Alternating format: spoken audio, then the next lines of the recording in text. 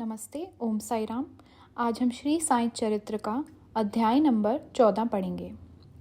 नांदेड़ के रतन जी वाडिया, संत मौला साहेब, दक्षिणा मीमांसा, गणपतराव बोडस, श्रीमती तरखड़, दक्षिणा कम्मर, इन सब की व्याख्या की जाएगी।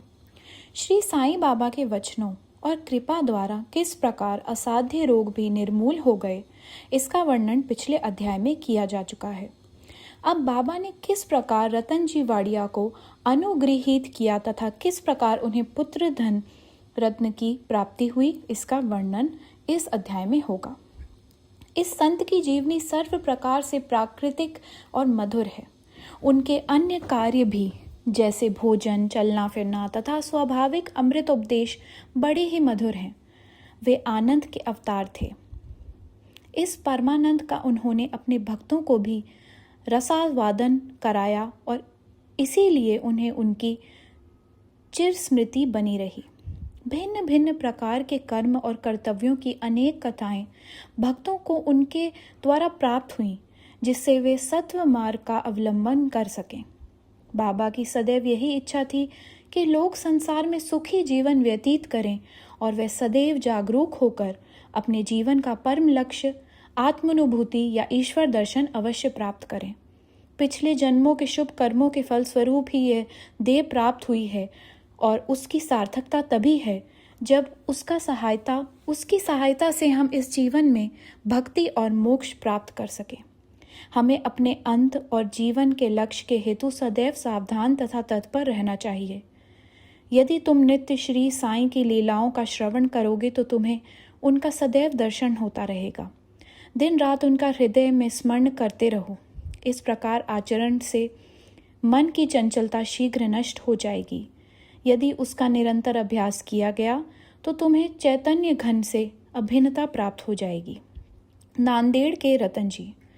अब हम इस अध्याय की मूल कथा का वर्णन करते हैं। नांदेड़ निजाम रियासत में रतन जी शाहपुर जी वाडिया नामक एक प्रसिद्ध व्यापारी रहते थे। उन्होंने व्यापार में यथेष्ट धनराशि संग्रह कर ली थी। उनके पास अतुलनीय संपत्ति, खेत और चरोहर तथा कई प्रकार के पशु, घोड़े, गधे, खच्चर आदि और गाड़ियां भी थी। वे अत्यंत भाग्यशाली थे। यद्यपि बाह्य दृष्टि से वे अधिक सुखी और संतुष्ट प्रतीत होते थे, परंतु यथार्थ में वे वैसे न थे। विधाता की रचना कुछ ऐसी विचित्र है कि इस संसार में पूर्ण सुखी कोई नहीं और धनाढ्य रतन जी भी उसके अपवाद न थे। वे परोपकारी तथा दानशील थे। वे दीनों को भोजन और वस्त्र वितरण करते तथा सभी लोगों की अनेक प्रकार से सहायता किया करते थे। उन्हें लोग अत्यंत सुखी समझते थे, किंतु दीर्घ काल तक संतान न होने के कारण उनके हृदय में संताप अधिक था। जिस प्रकार प्रेम तथा भक्ति रहित कीर्तन, वाद्य रहित संगीत, यज्ञों पर पवित्र हित ब्राह्मण, व्यवहारिक ज्ञान रहित कलाकार, पश्चातापवर्हित तीर्थ यात्रा और कंठमाला, मंगलसूत्र रहित अलंकार उत्तम प्रतीत नहीं होते, उसी प्रकार संतान रहित गृहस्थ का घर भी सूना ही रहता है। रतन जी सदैव इसी चिंता में निमग्न रहते थे। वे मन ही मन कहते, क्या ईश्वर की मुझ पर कभी दया न होगी? क्या मुझे कभी पुत्र की प्राप्ति नहीं होगी? इसके लिए वे सदैव उदास रहते थे। उन्हें भोजन में भी अरुचि हो गई। पुत्र की प्राप्ति कब होगी, यही चिंता में उन्हें सदैव घेरे में रहती थी। उनकी दासगणु महाराज पर दृढ़ निष्ठा थी। उन्होंने अपना हृदय उनके सम्मुख खोल दिया। तब उन्होंने श्री साईं समर्थ की शरण जाने और उनसे संतान प्राप्ति के लिए प्रार्थना करने का परामर्श दिया। रतन जी को भी यह विचार रुचिकर प्रतीत हुआ और उन्होंने शिरडी जाने का निश्चय कर लिया। कुछ दिनों के उपरांत वे शिरडी आए और बाबा के दर्शन कर उनके चरणों पर गिरे। उन्होंने एक सुंदर हार बाबा को पहनाकर बहुत से फल फूल भेंट किए। तत्पश्चात आदर सहित बाबा के पास बैठकर इस प्रकार प्रार्थना करने लगे, अनेक आपत्तिग्रस्त लोग आपके पास आते हैं और आप उनके कष्ट तुरंत दूर कर देते हैं। यही कीर्ति सुनकर मैं भी बड़ी आशा से आपके श्री चरणों में आया हूँ। मुझे बड़ा भरोसा हो गया है, कृपा मुझे निराश न कीजिए। श्री साईं बाबा ने उनसे 5 रुपये दक्षिणा मांगी जो वे देना ही चाहते थे, परंतु बाबा ने पुनः कहा, मुझे तुमसे 3 रुपये 14 आने पहले ही प्राप्त हो चुके हैं, इसलिए केवल शेष रुपये ही दो। ये सुनकर रतन जी असमंजस में पड़ गए। बाबा के कथन का अभिप्राय उनकी समझ में न आया। वे सोचने लगे कि यह शिरडी आने का मेरा प्रथम ही अवसर है और ये बड़े आश्चर्य की बात है कि इन्हें 3 रुपये 14 आने पहले ही प्राप्त हो चुके हैं। वे ये पहेली हल न कर सके। वे बाबा के चरणों के पास ही बैठे रहे तथा उन्हें शेष दक्षिणा अर्पित कर दी। उन्होंने अपने आगमन का हेतु बतलाया और पुत्र प्राप्ति की प्रार्थना की। बाबा को दया आ गई। वे बोले, चिंता त्याग दो, अब तुम्हारे दुर्दिन समाप्त हो गए। उसके बाद बाबा ने उदी देकर अपना वरद हस्त उनके मस्तक पर रखकर कहा, अल्लाह तुम्हारी इच्छा पूरी करेगा। बाबा की अनुमति प्राप्त कर रतन जी नांदेड़ लौट आए और शिरडी में जो कुछ हुआ उसे दासगणों को सुनाया। रतन जी ने कहा, सब कार्य ठीक ही रहा। बाबा के शुभ दर्शन हुए, उनका आशीर्वाद और प्रसाद भी प्राप्त हुआ, परंतु वहाँ की एक बात समझ में नहीं आई। वहाँ पर बाबा ने कहा था कि मुझे 3 रुपये 14 आने पहले ही प्राप्त हो चुके हैं। कृपया समझाइए कि इसका क्या अर्थ है। इससे पूर्व में शिरडी कभी नहीं गया, फिर बाबा को वे रुपए कैसे प्राप्त हो गए जिसका उन्होंने उल्लेख किया। दासगणों के लिए भी ये एक पहेली ही थी। बहुत दिनों तक वे इस पर विचार करते रहे। कई दिनों के पश्चात उन्हें स्मरण हुआ कि कुछ दिन पहले रतन जी ने एक यवन संत मौला साहिब को अपने घर आतिथ्य के लिए निमंत्रित किया था तथा उसके निमित्त उन्होंने कुछ धन व्यय किया था। मौला साहिब नांदेड़ के एक प्रसिद्ध संत थे जो कुली का काम किया करते थे।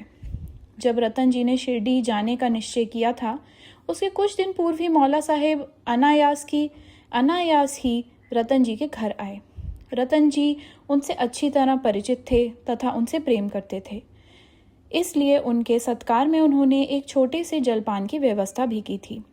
दासगणों ने रतन जी से आतिथ्य के खर्चे की सूची मांगी और ये जानकर सबको आश्चर्य हुआ कि खर्चा ठीक 3 रुपये 14 आने ही हुआ था, ना उससे कम और ना अधिक। सबको बाबा की त्रिकालज्ञता विदित हो गई। यद्यपि वे शिरडी में विराजमान थे, परंतु शिरडी के बाहर क्या हो रहा है इसका उन्हें पूरा ज्ञान था। यथार्थ में बाबा भूत भविष्य और वर्तमान के पूर्ण ज्ञाता और प्रत्येक आत्मा तथा हृदय के साथ संबद्ध थे। अन्यथा मौला साहिब के स्वागतार्थ खर्च की गई रकम बाबा को कैसे विदित हो सकती थी। रतन जी इस उत्तर से संतुष्ट हो गए और उनकी साईं चरणों में प्रगाढ़ प्रति हो गई। उपयुक्त समय पर उनके यहाँ एक पुत्र का जन्म हुआ, जिससे उनके हर्ष का परापार न रहा। कहते हैं कि उनके यहाँ 12 संतानें हुईं, जिनमें से केवल 4 शेष रहीं। इस अध्याय के नीचे लिखा है कि बाबा ने राव बहादुर हरि विनायक साठे को उनकी पहली पत्नी की मृत्यु के पश्चात दूसरा ब्याह करने पर पुत्र रत्न की प्राप्ति बतलाई। राव बहादुर साठे ने द्वितीय विवाह किया। प्रथम 2 कन्याएं हुईं, जिससे वे बड़े निराश हुए, परंतु तृतीय बार पुत्र प्राप्त हुआ। इस तरह बाबा के वचन सत्य निकले और वे संतुष्ट हो गए। दक्षिणा मीमांसा। दक्षिणा के संबंध में कुछ अन्य बातों का निरूपण कर हम यह अभ्यास समाप्त करेंगे। ये तो विदित है कि जो लोग बाबा के दर्शन को आते थे, उनसे बाबा दक्षिणा लिया करते थे।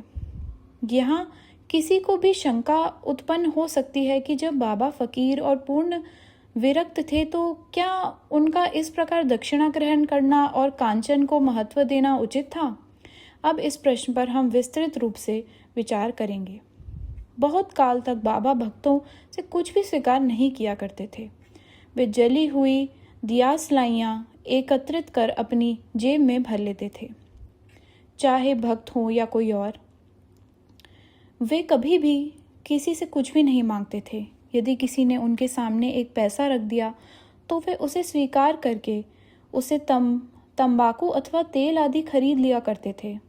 वे प्रायः बीड़ी या चिलम पिया करते थे।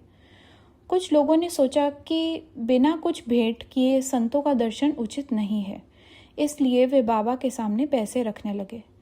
यदि 1 पैसा होता तो वे उसे जेब में रख लेते, और यदि 2 पैसे हुए तो तुरंत उसमें से 1 पैसा वापस कर देते थे। जब बाबा की कीर्ति दूर दूर तक फैली और लोगों के झुंड बाबा के दर्शनार्थ आने लगे, तब बाबा ने उनसे दक्षिणा लेना आरंभ कर दिया। श्रुति कहती है कि स्वर्ण मुद्रा के अभाव में भगवत पूजन भी अपूर्ण है। अतः जब ईश्वर पूजन में मुद्रा आवश्यक है तो फिर संत पूजन में क्यों ना हो। इसलिए शास्त्रों में कहा है कि ईश्वर, राजा, संत या गुरु के दर्शन अपनी सामर्थ्यानुसार बिना कुछ अर्पण किए कभी ना करना चाहिए। उन्हें क्या भेंट दी जाए? अधिकतर मुद्रा या धन। इस संबंध में उपनिषदों में वर्णित नियमों का अवलोकन करें। बृहदारण्यक उपनिषद में बताया गया है कि दक्ष प्रजापति ने देवता, मनुष्य और राक्षसों के सामने एक अक्षर द का उच्चारण किया। देवताओं ने इसका अर्थ लगाया कि उन्हें दम अर्थात आत्मनियंत्रण का अभ्यास करना चाहिए। मनुष्यों ने समझा कि उन्हें दान का अभ्यास करना चाहिए तथा राक्षसों ने सोचा कि हमें दया का अभ्यास करना चाहिए। मनुष्य को दान की सलाह दी गई है। तैत्तिरीय उपनिषद में दान व अन्य सत्व गुणों को अभ्यास में लाने की बात कही गई है। दान के संबंध में लिखा है कि विश्वास पूर्वक दान करो, उसके बिना दान व्यर्थ है। उदार हृदय तथा विनम्र बनकर आदर और सहानुभूति पूर्वक दान करो। भक्तों को कांचन त्याग का पाठ पढ़ाने तथा उनकी आसक्ति दूर करने और चित्त शुद्ध कराने के लिए ही बाबा सबसे दक्षिणा लिया करते थे। परंतु उनकी एक विशेषता भी थी। बाबा कहा करते थे कि जो कुछ भी मैं स्वीकार करता हूँ, मुझे उसे 100 गुना से अधिक वापस करना पड़ता है। इसके अनेक प्रमाण हैं। एक घटना। श्री गणपतराव बोडस प्रसिद्ध कलाकार अपनी आत्मकथा में लिखते हैं कि बाबा के बार बार आग्रह करने पर उन्होंने अपने रुपयों की थैली उनके सामने उड़ेल दी। श्री बोडस लिखते हैं कि उसका परिणाम ये हुआ कि जीवन में फिर उन्हें धन का अभाव कभी ना हुआ तथा प्रचुर मात्रा में लाभ ही होता रहा। इसका एक भिन्न अर्थ भी है। अनेकों बार बाबा ने किसी प्रकार की दक्षिणा स्वीकार भी नहीं की। इसके 2 उदाहरण हैं। बाबा ने प्रोसी के नारके के 14 रुपये दक्षिणा मांगी। वे प्रत्युत्तर में बोले कि मेरे पास तो 1 पाई नहीं है। तब बाबा ने कहा कि मैं जानता हूँ तुम्हारे पास कोई द्रव्य नहीं है, परंतु तुम योग वशिष्ठ का अध्ययन तो करते हो, उसमें से ही दक्षिणा दो।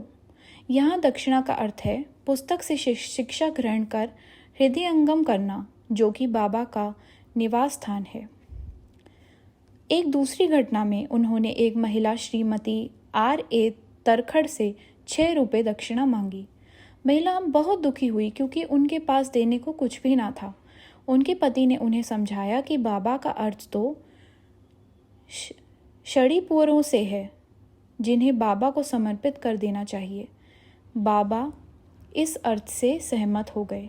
ये ध्यान देने योग्य है कि बाबा के पास दक्षिणा के रूप में बहुत सा द्रव्य एकत्रित हो जाता था। सब द्रव्य व्यय कर देते थे, उसी दिन व्यय कर देते थे और दूसरे दिन फिर सदैव की भांति निर्धन बन जाते थे। जब उन्होंने महासमाधि ली तो 10 वर्ष तक हजारों रुपए दक्षिणा मिलने पर भी उनके पास स्वल्प राशि ही शेष थी। संक्षेप में दक्षिणा लेने का मुख्य ध्येय तो भक्तों को केवल शुद्धिकरण का पाठ ही सिखाना था। दक्षिणा का मर्म। ठाणे के श्री B.V. देव, सेवानिवृत्त प्रांत मामलतदार, जो बाबा के परम भक्त थे, वे इस विषय पर एक लेख अन्य विषयों सहित प्रकाशित किया है, जो निम्न प्रकार है। बाबा प्रत्येक से दक्षिणा नहीं लेते थे। यदि बाबा के बिना मांगे किसी ने दक्षिणा भेंट की तो वे कभी तो स्वीकार कर लेते और कभी अस्वीकार भी कर देते थे। वे केवल भक्तों से ही कुछ मांग करते थे। उन्होंने उन लोगों से कभी कुछ न मांगा जो सोचते थे कि बाबा के मांगने पर ही दक्षिणा देंगे। यदि किसी ने उनकी इच्छा के विरुद्ध दक्षिणा दे दी तो वे वहाँ से उसे उठाने को कह देते थे। स्त्री और बालकों से भी वे दक्षिणा ले लेते थे।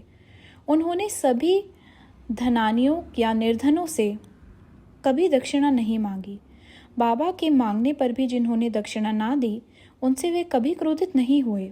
यदि किसी मित्र द्वारा उन्हें दक्षिणा भिजवाई गई होती और उसका उसे स्मरण न रहता तो बाबा किसी न किसी प्रकार उसे स्मरण कराकर वे दक्षिणा ले लेते थे।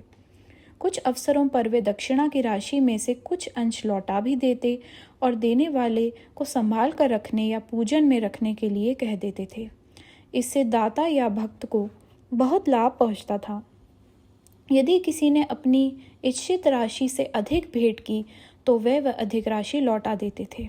किसी किसी से तो वह उसकी इच्छित राशि से भी अधिक मांग कर बैठते थे और यदि उसके पास नहीं होती तो वे दूसरे से उधार लेने या दूसरों से मांगने को भी कहते थे। किसी से तो दिन में 3-4 बार दक्षिणा मांगा करते थे। दक्षिणा में एकत्रित राशि से बाबा अपने लिए बहुत थोड़ा खर्च किया करते थे, जैसे चिलम पीने की तंबाकू और धूनी के लिए लकड़ियां मोल लेने के लिए आदि। शेष अन्य व्यक्तियों को विभिन्न राशियों में भिक्षा स्वरूप दे देते थे। शिरडी संस्थान की समस्त सामग्रियां राधा कृष्ण माई की प्रेरणा से ही धनी भक्तों ने एकत्रित की थी। अधिक मूल्य वाले पदार्थ लेने वालों से बाबा अति क्रोधित हो जाते और अपशब्द कहते थे। उन्होंने श्री नाना साहिब चंदोरकर से कहा कि मेरी संपत्ति केवल एक कोपीन और एक टमरेल है। लोग बिना कारण ही मूल्यवान पदार्थ लाकर मुझे दुखित करते हैं। कामिनी और कांचन मार्ग में 2 मुख्य बाधाएं हैं और बाबा ने इसके लिए 2 पाठशालाएं खोली थी तथा यथा दक्षिणा ग्रहण करना और राधा कृष्ण माई के यहाँ भोजन, इस बात की परीक्षा करने के लिए कि क्या उनके भक्तों ने इस आसक्तियों से छुटकारा पा लिया है या नहीं। इसलिए जब कोई आता तो वे उनसे दक्षिणा मांगते और उनसे शाला में राधा कृष्ण माई के घर जाने को कहते। यदि वे इन परीक्षाओं में उत्तीर्ण हो गए, अर्थात ये सिद्ध हुआ कि वे कामिनी और कांचन की आसक्ति से विरक्त हैं, तो बाबा की कृपा और आशीर्वाद से उनकी आध्यात्मिक उन्नति निश्चय ही हो जाती थी। श्री देव ने गीता और उपनिषद से घटनाएं उद्धृत की हैं और कहते हैं कि किसी तीर्थ स्थान में किसी पूज्य संत को दिया हुआ दान दाता को बहुत कल्याणकारी होता है। शिरडी और शिरडी के प्रमुख देवता साईं बाबा से पवित्र और है ही क्या। श्री सद्गुरु साईनाथ अर्पणमस्तु। शुभम भवतु। नमस्कार। ओम साई राम।